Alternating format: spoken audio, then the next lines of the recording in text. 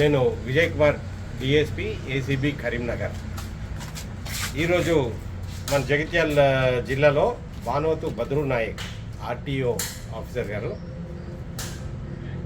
ఆయన డ్రైవర్ ద్వారా భానువతు అరవింద్ ఆయన డ్రైవర్ ద్వారా వెహికల్స్ సీజ్ చేస్తూ హైయెస్ట్ కరప్షన్ యాక్టివిటీస్ చేస్తున్నారు అనేసి కంప్లైంట్స్ మీద మేము సర్వేలెన్స్ అండ్ కంప్లైంట్ రావడం వల్ల దాని మీద ఈరోజు రేట్ చేసాము. నిన్న వాళ్ళ స్టేట్మెంట్స్ రికార్డ్ చేయగా ఒక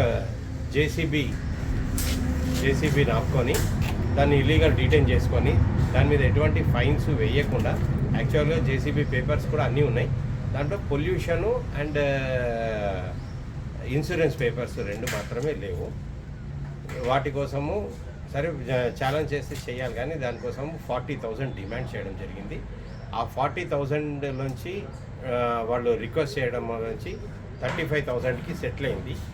అవుట్ ఆఫ్ దట్ 35,000 13,000 మొన్న నైట్ ఏ రోజైతే జేసీబీని సీజ్ చేశారో ఆ రోజు మన భానువతు అరవింద్ ఈయన private driver of the RTO గారు భానువతు బద్రు నాయక్ గారికి అతను 13,000 వాళ్ళ దగ్గర నుంచి క్యాష్గా తీసేసుకొని వాళ్ళ 2 సెల్ ఫోన్స్ కూడా అతను హ్యాండ్ ఓవర్ చేసేసుకున్నాడు. ఈ మిగతా 22,000 అమౌంట్ ఏదైతే ఉందో అది ఇస్తే కానీ ఇవ్వనని చెప్పారు. ఈరోజు వాళ్ళు మమ్మల్ని అప్రోచ్ అయ్యి మన దగ్గర 22,000 టింటెడ్ అమౌంట్ తీసుకొని వచ్చి ఈ భానువతు అరవింద్కి ఇవ్వగా అతను తీసుకొని యాక్సెప్ట్ చేసినందుకు రెడ్ హ్యాండెడ్గా మనకు దొరికారు. దాని మీద ఎక్స్ప్లెనేషన్లో భానువతు బద్రు నాయక్ ఆర్టీఓ గారు చెప్పడం వల్ల నేను చేశానని కూడా కన్ఫెస్ చేశాడు.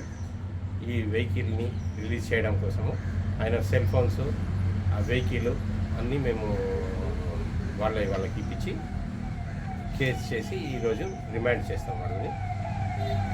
ఎక్కడైనా ఈ ఉమ్మడి కరీంనగర్ జిల్లాలో ఎనీ ప్లేస్, కరీంనగర్ కానీ, మన జగిత్యాల కానీ, సిరిసిల్ల కానీ, ఇంకా పెద్దపల్లి డిస్ట్రిక్ట్ కానీ, ఎక్కడ కానీ గవర్నమెంట్ ఆఫీసర్స్ కరప్షన్ యాక్టివిటీస్లో పాల్గొంటే దయచేసి మాకు ఇన్ఫర్మేషన్ ఇవ్వండి. దీని విషయంగా ముమ్మరంగా మనం అడ్వర్టైజ్మెంట్ కూడా చేస్తున్నాము. స్టిక్కరింగ్ ఎక్కడ చూసినా మీకు ప్రతి ఆఫీస్లో stickers, phone number toll free number 1064. ఈ 1064 కూడా ఫోన్ చేసి ఇన్ఫర్మేషన్ ఇవ్వాలి.